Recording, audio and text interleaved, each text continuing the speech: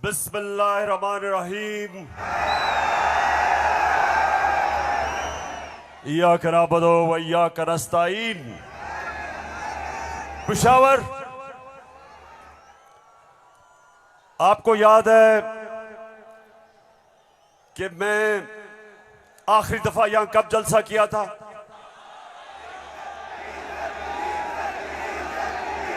जब एक बैरूनी साजिश के तहत हमारी हुकूमत को गिराया गया, तो पहला जलसा मैंने उसके बाद अपने पेशावर की आवाम के पास आके किया। और माशाअल्लाह पेशावर, जब भी मैं आपको कॉल देता हूं, कभी आपने मुझे मायूस नहीं किया। बहुत बहुत शुक्रिया। अच्छा पेशावर, आज मैंने बात तो आपसे करनी थी सैलाब की। कल मैं सखर गया और मैं आपको यकीन दिलाता हूं कि अल्लाह ने हमारे पाकिस्तानियों को, खास तौर पे सिंध बलूचिस्तान, डीजी खान, राजनपुर, डीआई खान, टांक और यहां ऊपर स्वात, गिलगित बल्तिस्तान, अल्लाह ने हमें बड़े इम्तिहान में डाला है। और सिंध में खास तौर पे मैं बात तो सिंध की करना चाहता था कि बहुत हमारे सिंध के पाकिस्तानी बड़ी मुश्किलों में हैं। लेकिन मैं आज बात करना चाहता हूं, जिस तरह का प्रोपेगेंडा चल रहा है, और खास तौर पे कल एक बड़ा मुनज़्ज़म प्रोपेगेंडा चला है, तो मैं उसके ऊपर पहले बात करूंगा और फिर आपसे पेशावर मजीद बातें होंगी। सबसे पहली चीज, मेरे पाकिस्तानियों, हम सबको एक चीज समझनी चाहिए कि कोई कौम, पेशावर मेरी कोशिश ये है कि मेरा ये सारे जो नौजवान यहां खड़े हैं, मैं आपकी तरबियत भी करूं, आप में सियासी शऊर पैदा करूं, आपको समझाऊं कि हकीकी आजादी क्या है, आपको समझाऊं कि ला इलाहा इल्लल्लाह ये कैसे एक इंसान को आजाद करता है। कैसे जब अल्लाह से आप दावा करते हैं कि अल्लाह तेरा सिवा कोई खुदा नहीं, तो आप अपनी वो जंजीरें तोड़ते हैं जो इंसान को जमीन पे रखता है, इंसान की परवाज रोकता है। ये जंजीरें परवाज रोकती हैं इंसान की, उसकी अजमत की। और मेरे नबी सल्लल्लाहु अलैहि वसल्लम ने मदीना में ला इलाहा इल्लल्लाह से इंसानों को आजाद कर दिया। छोटे इंसान बड़े इंसान बन गए। वो अरब जिनकी कोई हैसियत नहीं थी, चंद सालों में, पेशावर, चंद सालों में दुनिया की इमामत की उन्होंने। ये तारीख का हिस्सा है।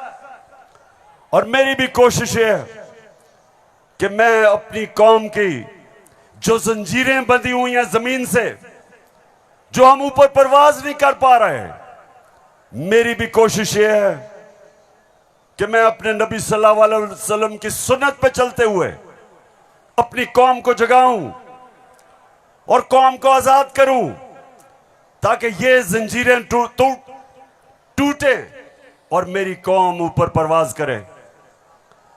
तो सबसे पहले ये जो प्रोपेगेंडा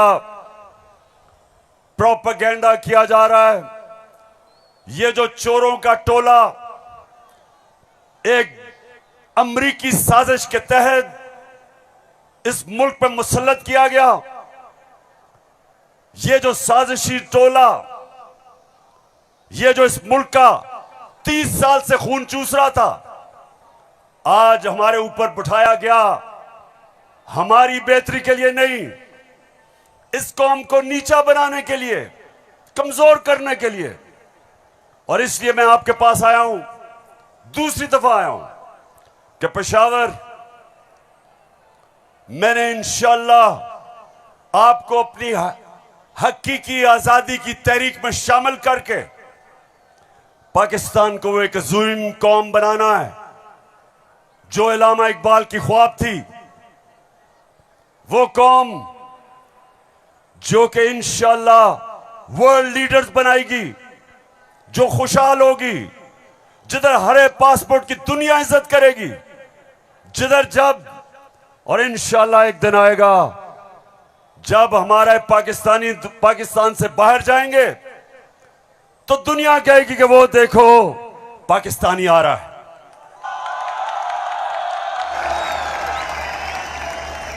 मेरे पाकिस्तानियों, एक ऐसा वक्त था कि अरब ताजिर, मुसलमान ताजिर जब मलेशिया और इंडोनेशिया गए तो कोई मुसलमान फौज नहीं गई थी इंडोनेशिया और मलेशिया। मुसलमान ताजरों का किरदार देख के, मुसलमानों के ताजरों की सच्चाई देख के, सादिक और अमीन ताजरों ने अपने किरदार से लोगों को मुसलमान किया। याद रखें, मुसलमानों ने फतह नहीं किया था मलेशिया और इंडोनेशिया, मुसलमानों का कैरेक्टर था जिसने फतह किया था। मैं वो चाहता हूं कि वो हमारे पाकिस्तानी बने कि जब आप दुनिया में जाएं तो लोग आपकी इज्जत करें, आपके पासपोर्ट की इज्जत करें। और वो कभी नहीं होगा जब तक आपके ऊपर ये चोर बैठे हुए हैं।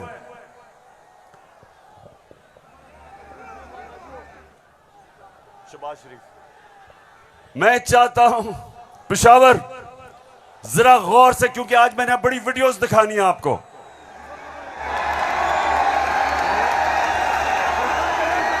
आज आप ये जलसा पूरी तरह आपकी तरबियत भी होगी और आप एंजॉय भी करेंगे। तो मैं जो आपको कह रहा था, फिर से मैं जो आपको कह रहा था कि मैं चाहता हूं कि मेरी कौम एक खुददार, गैरतमंद कौम हो, क्योंकि ला इलाहा इल्लल्लाह इंसान को गैरत देता है। जो ला इलाहा इल्लल्लाह दिल में जिसके चले जाता है, वो किसी झूठे खुदा के सामने नहीं झुकता।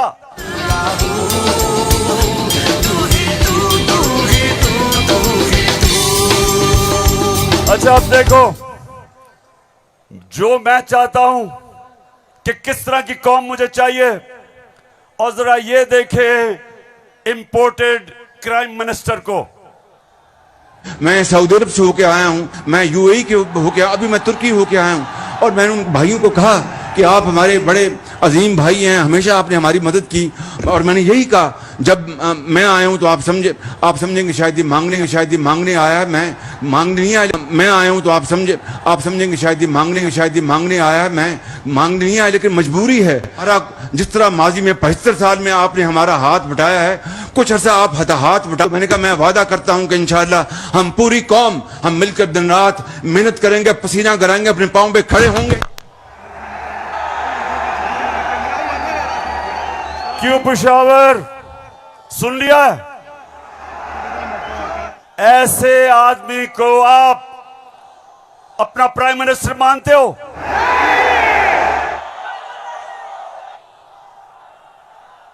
अगर ये वाकई अगर गैरतमंद प्राइम मिनिस्टर होता तो पहले जो इन्होंने अरबों रुपया चोरी करके मुल्क से बाहर रखा, पहले वो वापस लेके आते, फिर लोगों से पैसे मांगते। अपना पैसा चोरी करके मुल्क से बाहर, और बाहर जाके लोगों से पैसे भीख मांगना। अच्छा पाकिस्तानियों, पेशावर, मैं आज आपको अब बताना चाहता हूं कि ये जो चोरों का टोला हमारे ऊपर मुसल्लत किया, अब इनको पता चल गया है कि ये अब ये हमें हरा नहीं सकते। हाँ मुझे पता है कि फजल रहमान भी इनमें से एक है। अब ये जो थ्री स्टूजेस हैं, इनको पता है कि मैच खेल के तो ये अब ये जीत नहीं सकते।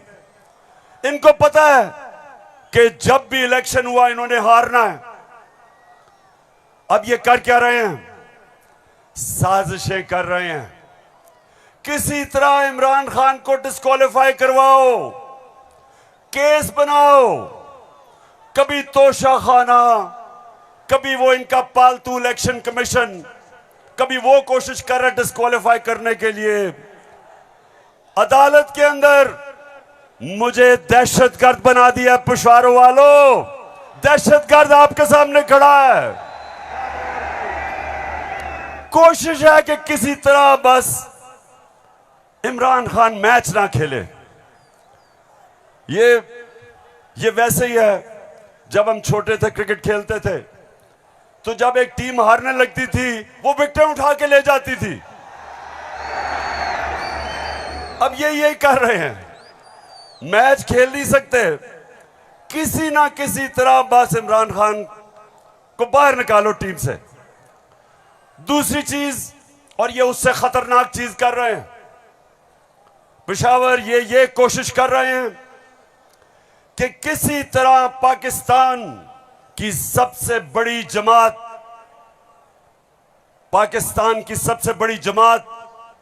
इसको किसी तरह पाकिस्तान की फौज से लड़ाया जाए। ये इनकी दूसरी कोशिश है।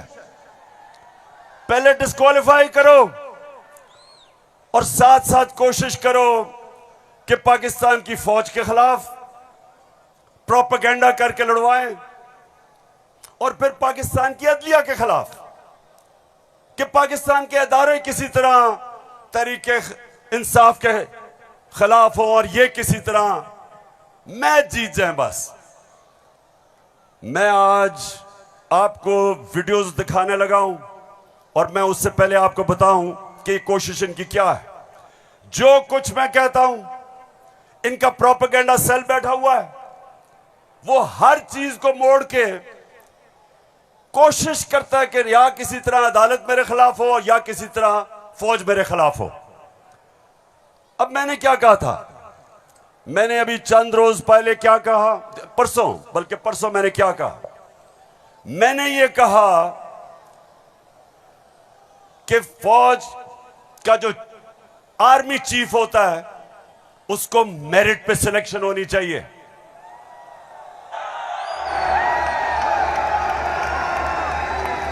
अब मुझे यह बताओ कि कोई भी किसी का खैर ख्वाह होता है, वो हमेशा चाहेगा अगर इदारा मजबूत करना है मेरिट पे सिलेक्शन हो। यह दुनिया का असूल है। आपने अगर फैक्ट्री सही चलानी है, ऊपर मेरिट पे आदमी बिठाओ।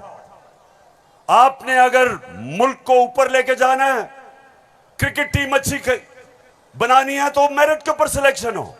इसमें क्या गलत बात की थी? और मैंने साथ ये कहा था कि नवाज शरीफ और आसिफ जरदारी, ये किसी सूरत इन दो डाकुओं को पाकिस्तान का आर्मी चीफ नहीं सिलेक्ट करना चाहिए।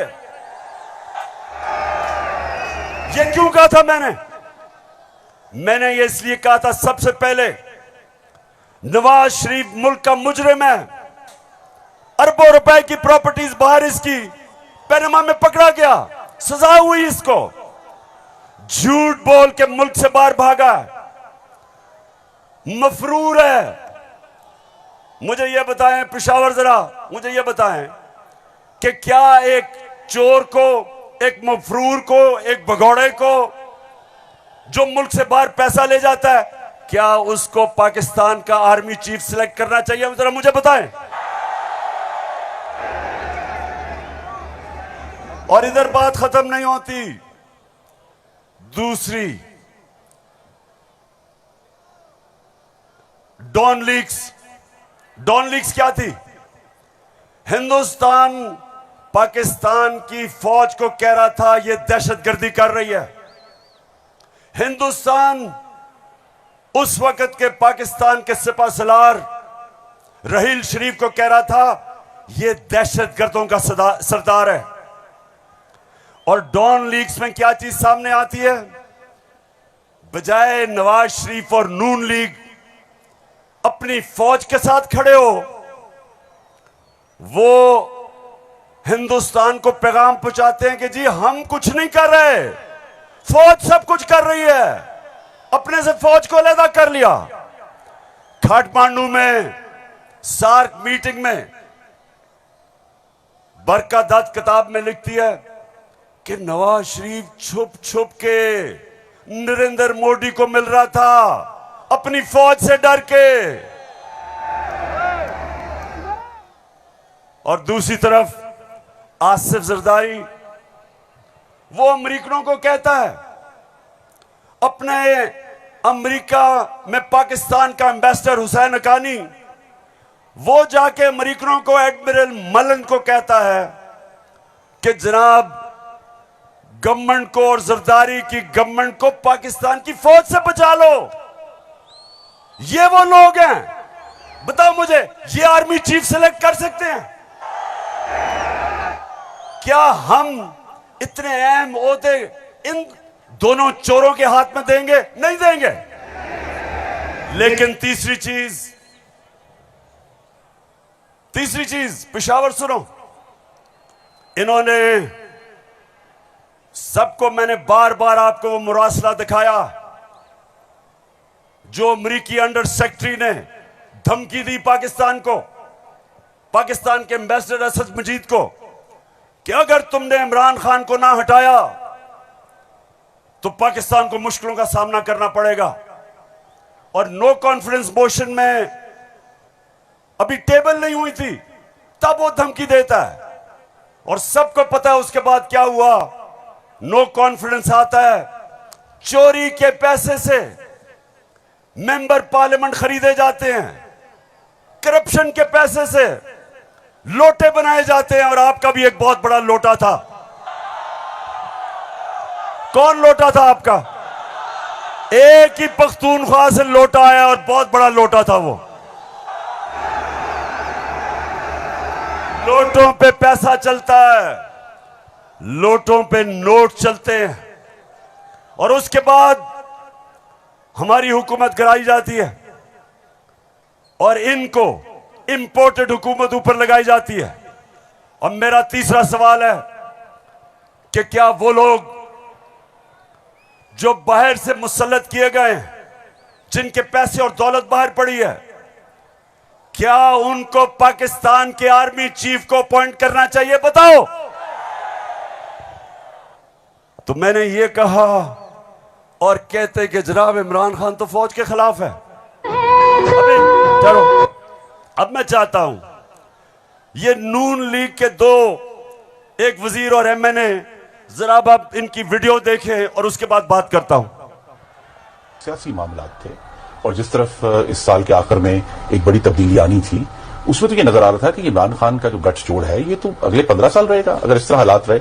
और जिस तरह के उनके प्रोग्राम थे, हम सब ने डिस्क्वालीफाई होना था इस साल के आखिर में, तमाम जो अपोजिशन की लीडरशिप है। अच्छा, उनका तो ख्याल था कि मैं सफाया कर दूंगा, मैं किसी को नहीं छोड़ूंगा।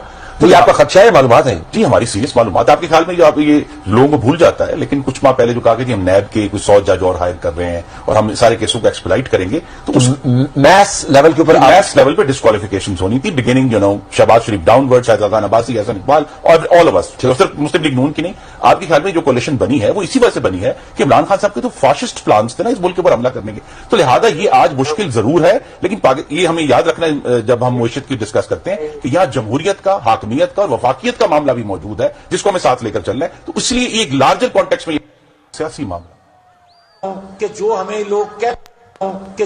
लोग कहते थे, डराते थे, दबाव में लाते थे इस बात पे कि अगर फौरी तौर पर अदम एतमाद करके आप हुकूमत में ना आए तो फलां आ जाएगा, फलां बैठ जाएगा किसी चेयर पे। कोई किसी किस्म का हमें उस वक्त भी ना नोटिस था ना हमने लिया था, मगर इत्तेहादी जमातों के हम फैसलों पर के पाबंद थे। मैं आज भी ये बात कहने लगा हूं कि अगर कि जो हमें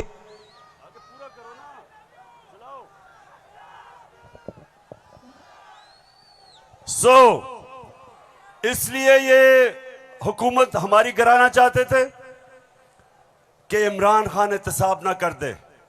डर ये था कि अगर इमरान खान रह गया तो ये जेल में चले जाएंगे, क्योंकि इन्होंने जो चोरी किया वो पकड़ी जाएगी। मतलब ये कि ये इसलिए गिराना चाहते थे, महंगाई वजह नहीं थी, माइशत वजह नहीं थी, वजह सिर्फ एक थी कि इन्होंने एनआरओ लेना था और 1100 अरब रुपया अपना माफ करवाया।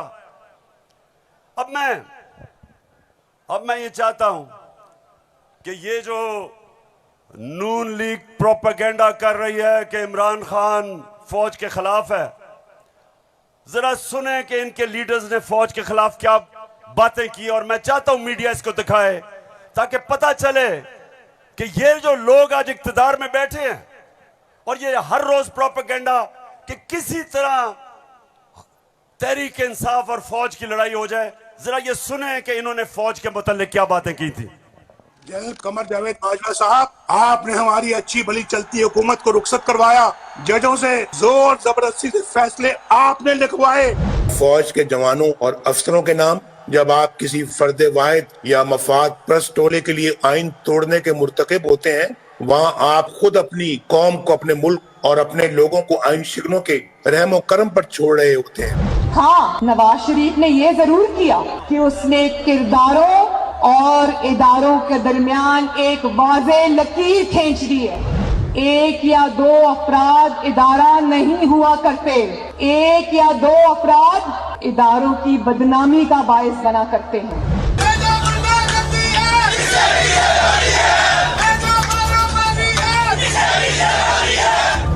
जो शख्स इस किस्म की कार्रवाइयों में मुलव्वस रहा हो उसका एहतसाब होना चाहिए। उसको बल्कि इतने बड़ी बड़ी उनकी ग्लेयरिंग चीज़ें शायद 73 साल की तारीख में कभी नहीं मिलती, तो अब तो उनका एहतसाब होना चाहिए। ये इस किस्म के शख्स को कोई और ओहदा दे देना, और वो भी इतना इम्पोर्टेंट ओहदा देना, ये मैं समझती हूँ कि ये कौम के मुंह पे तमाचा है, आइन और कानून की हुकूमत के मुंह पे तमाचा है। तुम हमें सियासत बतलाते हो, अपने हुदूद में रहो, इसराइल की नौकरी न किया करो, इसराइल के वजीफों पे पलने वाले जर्नलों अपने हुदूद में रहो। बड़े बड़े रैंकों वालों से भी अपने आप को मुहतरम समझता हूँ, और अगर बिगड़ोगे तो फिर अगर हम बिगड़ गए तो अफगानिस्तान में अमेरिका का क्या हश्र हुआ, खुदा की कसम यहाँ तुम्हारा वही हश्र। तो हमारी किरदार कशी करना छोड़ दो। अगर हमने आपकी शुरू की तो पता नहीं पाकिस्तान बनने से आज तक कितने जनरलों की शुरू हो जाएगी। बेटी भाई वो अक्यूज्ड हैं, उनकी लिस्ट लेके जिस दिन हमने प्रेस कॉन्फ्रेंस की तो आपकी ईंट से ईंट बढ़ जाएगी। अभिनंदन की क्या बात करते हैं। चीफ ऑफ आर्मी स्टाफ तशरीफ लाए, पैर कांप रहे थे, पसीने माथे पे थे। सुन लिया पेशावर, मैं इसलिए ये बता रहा हूं कि ये वो लोग हैं जो हमें कह रहे हैं कि हम अपनी फौज के खिलाफ हैं। फौज भी मेरी, मुल्क भी मेरा।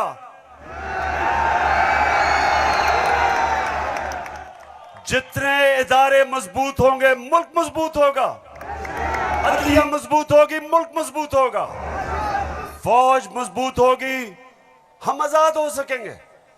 हम अपनी आजादी, हम किसी के सामने झुकेंगे नहीं, कोई मुल्क हमें फतह नहीं करेगा। जिस तरह सारी मुसलमान दुनिया में आज अजाब आया हुआ है, सोमालिया से लेके, लिबिया से लेके, सीरिया से लेके, सारी मुसलमान, अफगानिस्तान में क्या हुआ, यमन में, सारी मुसलमान दुनिया में किस तरह का अजाब आया, और हम वो पाकिस्तान है जो एक मजबूत फौज की वजह से बचे हुए हैं। तो नून लीग वाले ये समझ जाओ कि हम वो लोग हैं जो इस मुल्क के इदारे मजबूत करेंगे। और कभी अगर कोई तनकीद करते भी हैं अपनी फौज के लिए, उसकी बेहतरी के लिए करते हैं, तामीरी तनकीद करते हैं। अब वो चलाओ।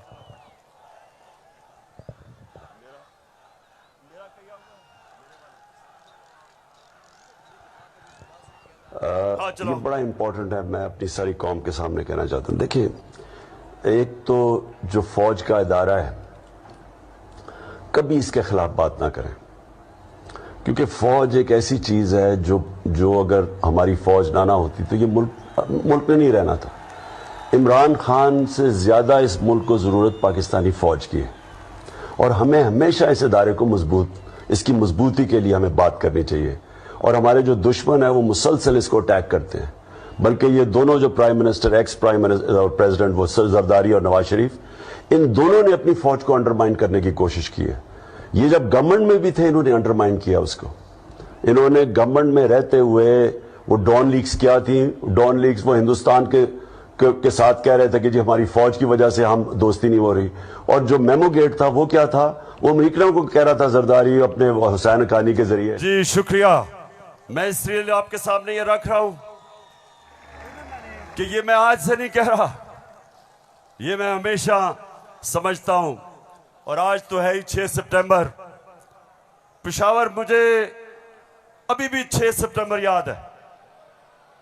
मैं उस वक्त स्कूल में था, और मुझे याद है जब के लाहौर के पास हिंदुस्तान की फौज आई, और जो वहां जिस तरह की हमारे घरों में बमबारी की आवाज आ रही थी, तो मुझे तो बड़ी अच्छी तरह 6 सितंबर याद है। और मुझे यह भी याद है कि सारी कौम तब खड़ी थी अपनी फौज के साथ।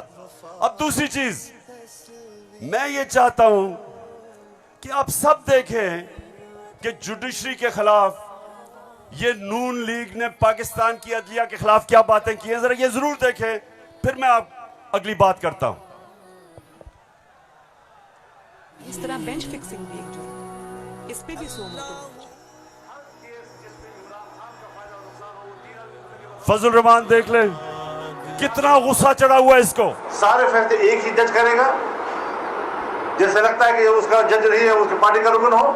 जब बेंच बना तब से लेकर आज तक के फैसले तक इंसाफ होता हुआ नजर नहीं आ रहा था। अपने एक शख्स की वजह से आज आइन की तशरीह को में फर्क डाला जा रहा है। अपनी मर्जी से आइन की तशरीह की जा रही है। फुल कोर्ट इसलिए नहीं बनाया गया कि अगर फुल कोर्ट बन जाती तो आज का फैसला मुख्तलिफ होता। मौजूदा बेंच है, उसमें जो मुअज़्ज़ज़ जज साहबान बैठे हैं, उन जज साहबान का हमारे मतलब जो उनके ख्यालात हैं, उनसे भी कोई ना वाकिफ नहीं है, ना हम ना वाकिफ हैं।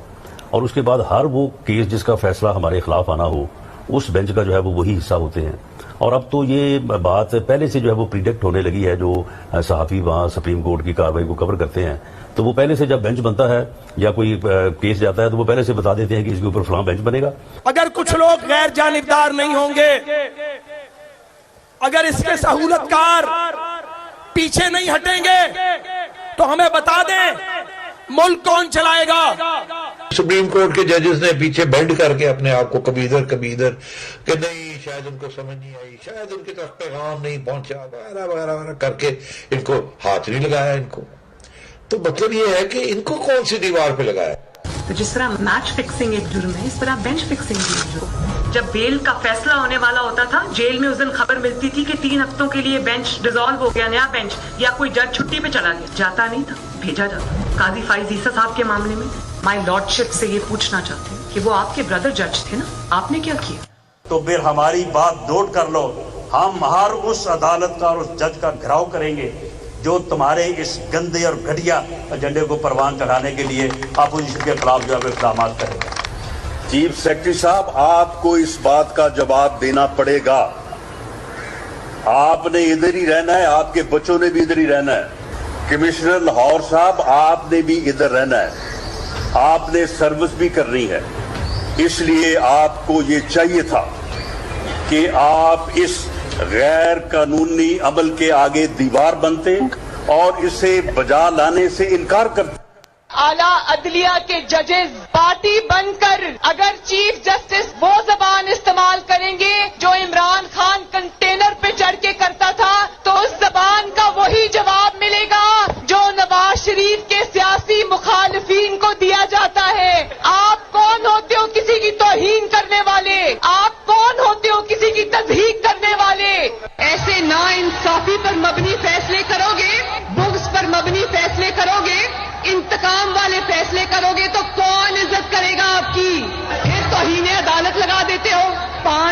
मेंबर बेंच ने सियासी पार्टी बना दिया पूरी अदलिया को और उसको मुस्लिम लीग नून के सामने ला के खड़ा कर दिया। क्या बताओ, मुल्क की सबसे बड़ी अदालत की इससे भी बड़ी तौहीन हो सकती है कोई?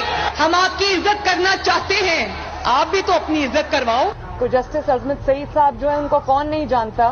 पर्सनली जाती तौर पे असरअंदाज होकर उन्होंने JIT बनवाई, बदनाम जमाना JIT को आज तक व्हाट्सएप।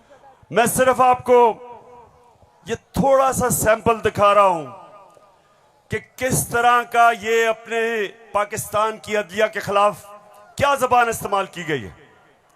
और मैं अपना आपको बता दूं, आज से 26 साल पहले जब मैंने सियासत शुरू की तो उसको इंसाफ की तहरीक का, आजाद अदलिया के लिए सबसे पहले हम खड़े हुए।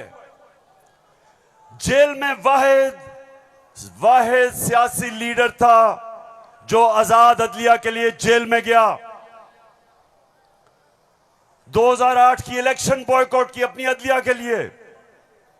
उसके बाद जब हम इक्तदार में आए तो इस्लामाबाद में 50 साल के बाद पहली दफा जुडिशल कॉम्प्लेक्स बनाया अपने जजेस के लिए। मैं ये इसलिए आपको कह रहा हूं कि जो कानून की बालादस्ती, रूल ऑफ लॉ, कोई माशरा आगे नहीं बढ़ सकता जब तक वहां इंसाफ नहीं होता, और इंसाफ देती है अदलिया। इसलिए हमने हमेशा अपनी अदलिया की इज्जत की है।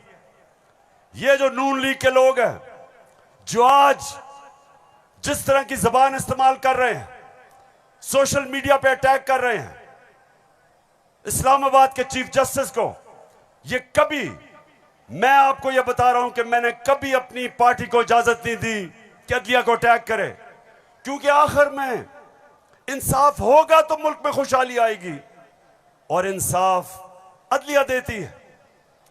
मुझे बड़ा जनाब इन्होंने कहा कि देखें इमरान खान ने कोई बड़ी गलत जबान इस्तेमाल कर दी। मैं आप सबके सामने आज ये कहना चाहता हूं कि मैं अपनी अदलिया की इज्जत करता हूं, लोअर कोर्ट्स की इज्जत करता हूं। वो लोअर कोर्ट्स जो आम इंसानों की खिदमत करते हैं, और मुश्किल हालात में अगर एक मजिस्ट्रेट ज़ेबा के खिलाफ ऐसे लगा कि मैंने कोई सख्त जबान इस्तेमाल की, उसकी वजह थी मैं शहबाज गिल को देख रहा था, उसके ऊपर तशद्दुद हुआ,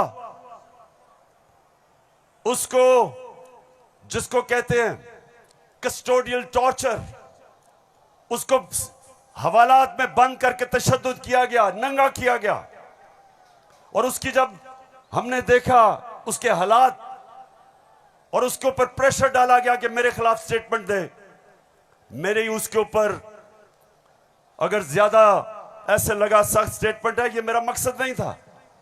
कभी मैं ये नहीं समझ सकता कि मैं किसी जज को धमकी दूं, लेकिन मैं आज सबको ये कहना चाहता हूं कि इस मुल्क में जब तक इदारे मजबूत और ताकतवर नहीं होंगे, मुल्क ऊपर नहीं आएगा। आज अगर मगरिब के अंदर खुशहाली है तो वहां इंसाफ है। जितना ज्यादा इंसाफ और कानून की बालादस्ती, उतना खुशहाल माशरा। तो मेरी तो पहले दिन से यह स्ट्रगल है। तो पेशावर सबको मैं आज पैगाम देना चाहता हूं कि ये जो कोशिश की जा रही है तहरीक इंसाफ को इदारों से लड़ाने की, ये कौम सब समझ गई है। कौम में सियासी शऊर आ गया है। लोग एक एक चीज, कभी भी पाकिस्तान के अंदर अवाम और बच्चे और नौजवान और मेरी ख्वातीन बहनें, कभी इस तरह का शऊर और बेदारी नहीं थी जो अल्लाह के फजल से आज पाकिस्तान में है। तो ये जो चोरों का टोला, ये जो बार बार कोशिश कर रहा है कि तहरीक इंसाफ को दीवार से लगाया जाए, सब सुन लो कि जितना तुम मुझे दीवार से लगाओगे उतना मैं और तुम्हारे से मुकाबला करूंगा, लड़ूंगा तुम्हारे से।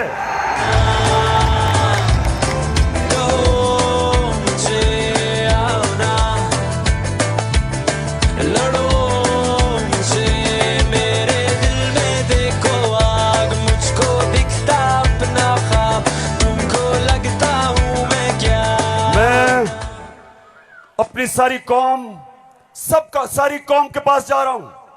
7 महीने से मैं पब्लिक में हूं, हर शहर में जा रहा हूं, अपनी कौम को तैयार कर रहा हूं कि मेरे पाकिस्तानियों, जब मैं तुम्हें कॉल दूंगा तुमने निकलना है मेरे साथ। कहती है ये राहे अमल, आओ हम सब साथ चले, मुश्किल हो या आसानी हाथ में डाले हाथ चले, धड़कन है पंजाब मगर दिल अपना मेहरान है।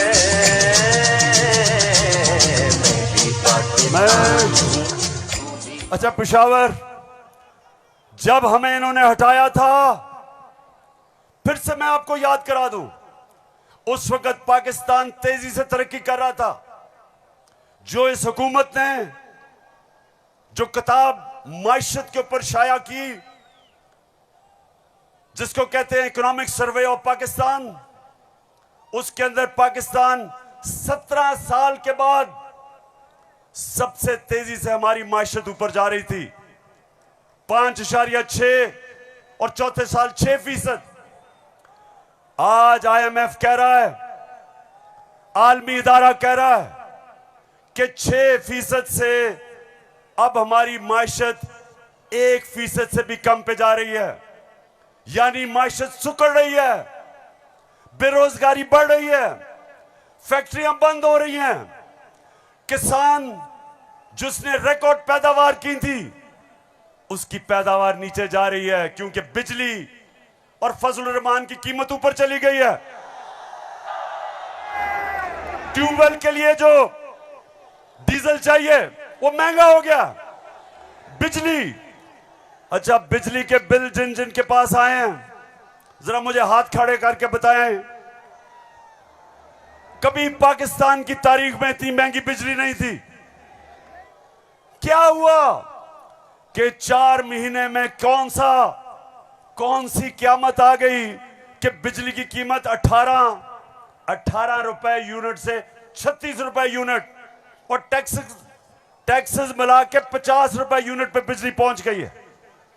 गंदम 850 रुपए पे 20 केजी मिलती थी, आज कराची के अंदर 2000 रुपए पे नहीं मिल रही। बलूचिस्तान में देखें गंदम की कीमत किधर गई। हमारे दौर में, ये जरा गौर से सुने, हमारे दौर में तेल इंटरनेशनल मंडी में 103 से 115 डॉलर पे बिकता था, आज वो पहुंच गया 96 डॉलर पे। तेल की कीमत इंटरनेशनल मंडी में कम हो गई है, लेकिन हमारे दौर में 1 लीटर पेट्रोल 150 रुपए और 1 लीटर फजल रहमान 145 रुपए, आज 234 पे पहुंच गया। बिजली दुगनी, पेट्रोल डीजल ऊपर, सब कुछ महंगा और रुपया गिर रहा है। IMF के प्रोग्राम के बावजूद रुपया गिर रहा है। IMF ये कहता है कि आगे पाकिस्तान के जो माशी हालात हैं वो और बिगड़ने वाले हैं, बिजली की कीमत अभी और बढ़ेगी, GST लगेगा 17%, कीमत और ऊपर, पेट्रोल डीजल और ऊपर। तो मेरे पाकिस्तानियों, आज हम नहीं, IMF कह रहा है कि पाकिस्तान श्रीलंका की तरफ जा रहा है, यानी माशी तबाही की तरफ जा रहा है। तो सवाल आज ये है कि वो कौन थे, वो कौन मुजरिम थे, कौन इस कौम के गद्दार थे जिन्होंने बैरूनी साजिश का हिस्सा बन के इस मुल्क में आपकी हुकूमत कराई और इन चोरों को लेके आए।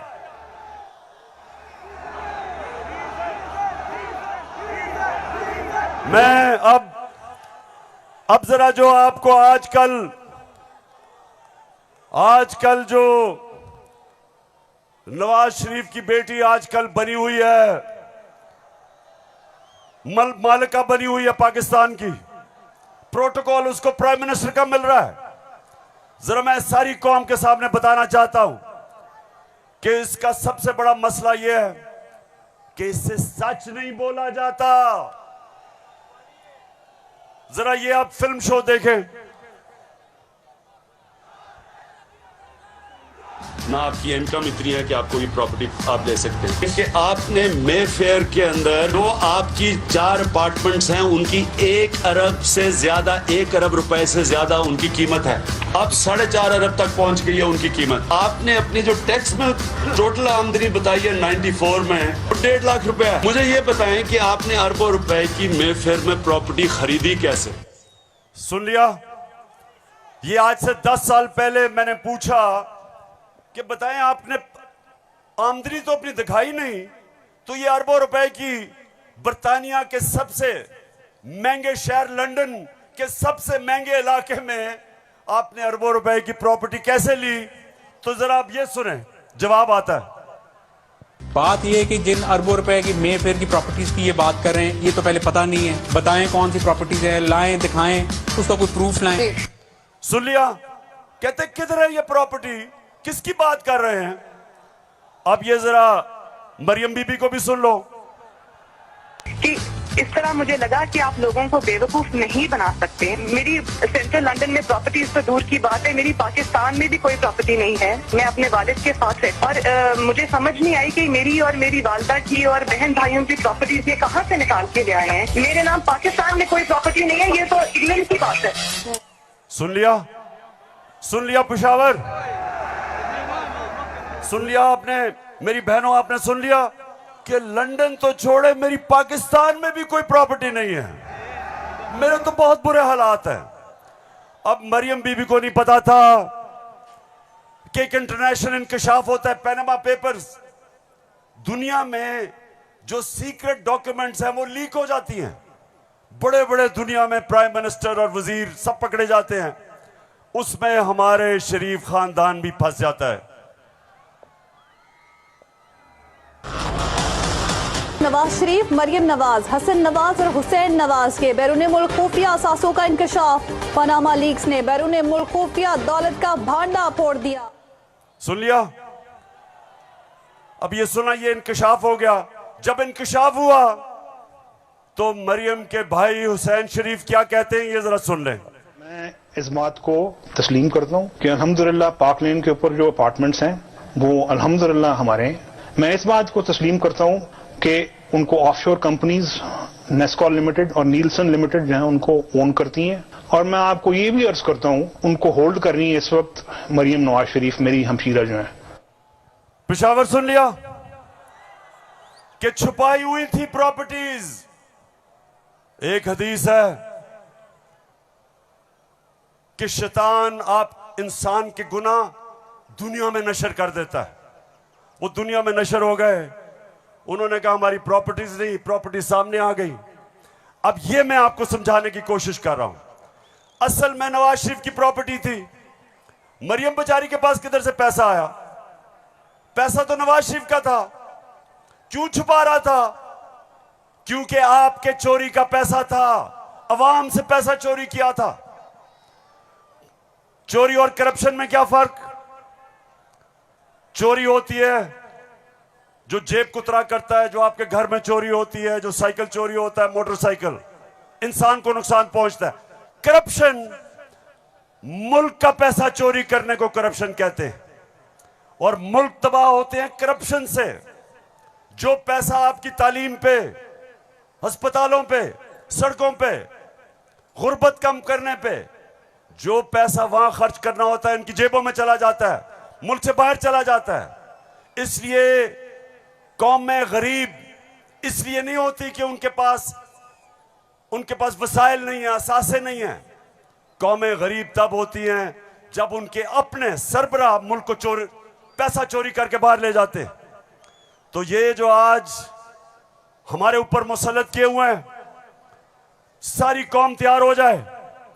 मैं कभी इनको कबूल नहीं करूंगा, मैं कभी इनकी गुलामी कबूल नहीं करूंगा। खबर तकम स्टोर माल रोड़ा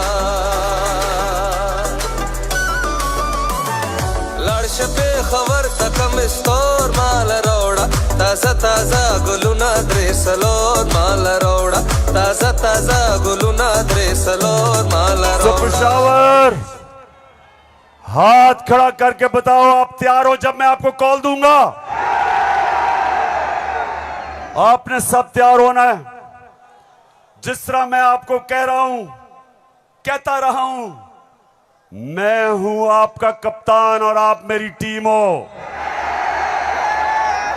और ये वर्ल्ड कप हमने पाकिस्तान की हकीकी आजादी के लिए जीतना है। एक अजीम मुल्क बनाना है पाकिस्तान को। हमेशा आजाद मुल्क ऊपर जाते हैं, गुलाम मुल्कों की परवाज नहीं होती। हम ये नहीं चाहते कि हम किसी दुनिया के मुल्क से लड़ाई करें।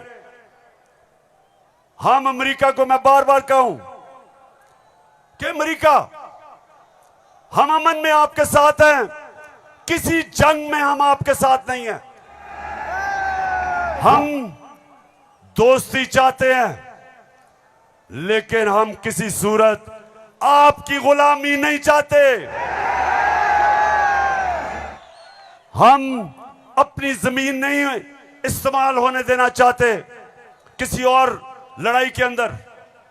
हम नहीं चाहते कि हमारी जमीन इस्तेमाल हो किसी भी दुनिया के मुल्क के ऊपर आप किसी किस्म की जारियाना कार्रवाई करें। हम ये नहीं चाहते। हम फिर से कहते हैं, हम अमन में सबके साथ हैं। हम तो हिंदुस्तान से भी अच्छी दोस्ती करेंगे, लेकिन पहले कश्मीरियों को उनका हकूक दो, उनकी स्टेटहुड वापस करो। हम हिंदुस्तान से भी बातचीत कर लेते, लेकिन हम किसी सूरत अपनी आजादी के ऊपर सौदा कभी नहीं करेंगे। मेरे साथ हो पेशावर, साथ हो मेरे। तो फिर से जाते हुए आखिरी बात, आप सब ने तैयार रहना है। मैं आपको कॉल दूंगा इस्लामाबाद की, और वो कॉल होगी इस मुल्क को इन चोरों से आजाद करने के लिए। पाकिस्तान जिंदाबाद।